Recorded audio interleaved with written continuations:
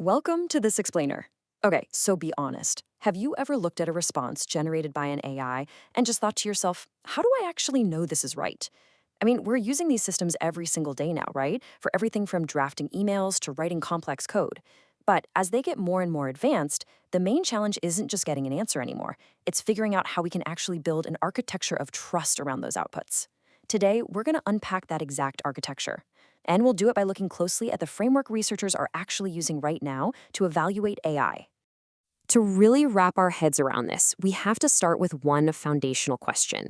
This is our golden thread that's going to guide this whole journey today. What must be established first to reliably evaluate AI outputs? Notice we aren't starting with specific models or, massive data centers here.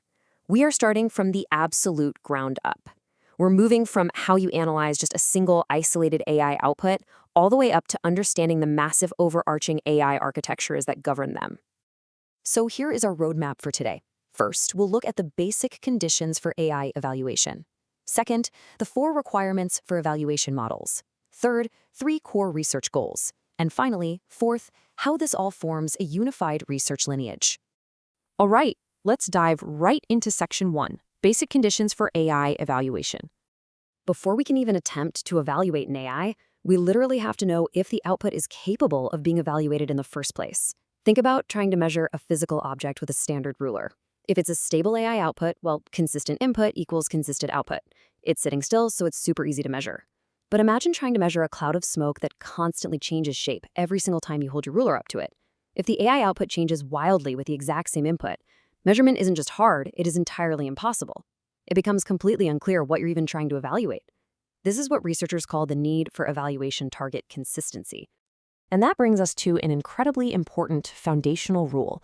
Quote, reliable AI evaluation requires a sufficiently stable evaluation target and a sufficiently stable, definable evaluation reference.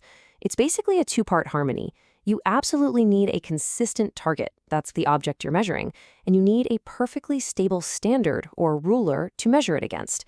If your ruler keeps stretching and shrinking without any explanation, your measurements are completely useless, no matter how stable the object itself is. Which brings us to section 2, 4 fundamental requirements for evaluation models. Let's see how those basics expand. Expanding on those core conditions, we get this complete blueprint. These are the 4 fundamental requirements for any actual AI evaluation model to work. Number 1, evaluation target consistency. Number 2, reference consistency. Number 3, adaptive reference. And number 4, scope awareness. Let's break these down so we can see exactly how they piece together to create a truly reliable system. So those first 2 requirements, they're all about locking in the stability of both the object and the ruler. We already talked about target consistency, but what about the standard? Interestingly enough, a standard doesn't actually have to be completely static. It can be dynamic. But here is the catch. If the ruler changes, those changes have to be perfectly explainable. Under identical conditions, it must provide consistent judgments. If it shifts, the model absolutely needs to be able to tell us exactly why it shifted. Now, this is where it gets really interesting. The user-specific adaptive reference. In the real world, rigid one-size-fits-all standards just aren't always enough, because you and I have very specific needs and purposes. So instead of relying on generalized rules, the evaluation system has to treat your personal user feedback not just as a simple preference, but as a highly crucial learning signal. It uses that signal to actively adjust its criteria to fit your specific goals. It's tailoring the ruler to you. And then we have the 4th requirement. This one's arguably the trickiest, but honestly, it is the most vital for actual trust. Scope awareness and suspension. Think of this as an abstention mechanism. An evaluation model really shouldn't try to judge everything under the sun. If a model is only designed to assess, say, safety protocols or data loss, and it suddenly encounters a totally new concept way outside those parameters, it has to know its own limits. It must suspend judgment and just abstain from guessing. Honestly, an AI admitting "I don't know" is a massive critical feature of a trustworthy system. So the main takeaway here is that these 4 pillars, target consistency, reference consistency, adaptive reference, and scope suspension, they form a protective barrier. They ensure that an evaluation model isn't just making wild, uneducated guesses, but is actually robust, self-aware, and above all, trustworthy. Let's zoom out a bit for section 3, 3 core research goals.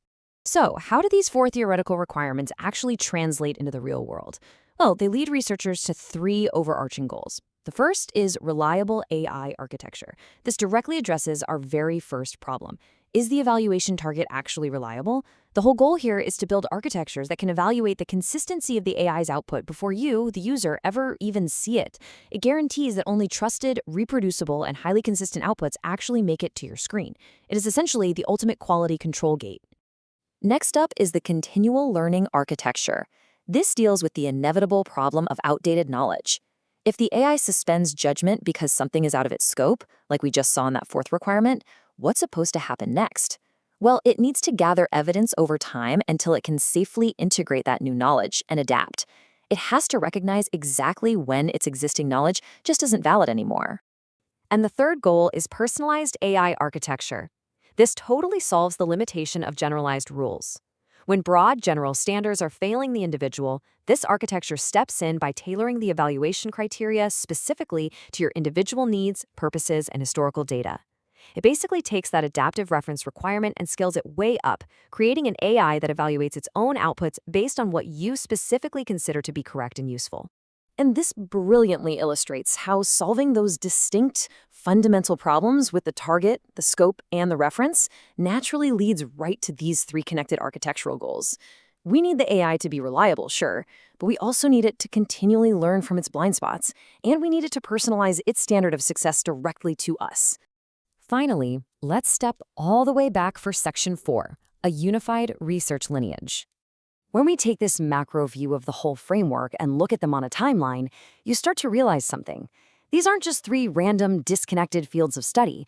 They actually represent a logical, evolutionary timeline. It all originates from our very first question: how do we reliably evaluate an AI? And it evolves from there. First, we have to establish trust through reliable AI. Then we adapt our knowledge through continual learning. And finally, we individualize our standards through personalized AI. It's a straight, perfectly logical path to building absolute trust. Which brings us to a really defining positioning statement from the research we've been exploring today. Quote, I design AI evaluation architectures that assess whether AI outputs are reliable, recognize when existing knowledge is no longer valid, and adapts evaluation criteria to individual users. That right there, that is the holy grail of AI evaluation. It isn't just about giving you a quick answer anymore. It's about building this incredible multi-layered architecture that absolutely guarantees the answer is consistent, up-to-date, and completely tailored to you. Which leaves us with this final, kind of massive thought to ponder. If we successfully build this architecture, if our AI systems can reliably evaluate themselves, continually learn to overcome their own blind spots, and perfectly personalize their standards to our incredibly unique needs, what limits actually remain on how much we can ultimately trust them? As these evaluation models become just as sophisticated as the AIs they're judging, our entire relationship with technology is going to fundamentally change. Thanks so much for joining me on this explainer today. I really hope this gives you a whole new lens through which to view those AI tools you're using every single day. Keep learning, and I will see you next time.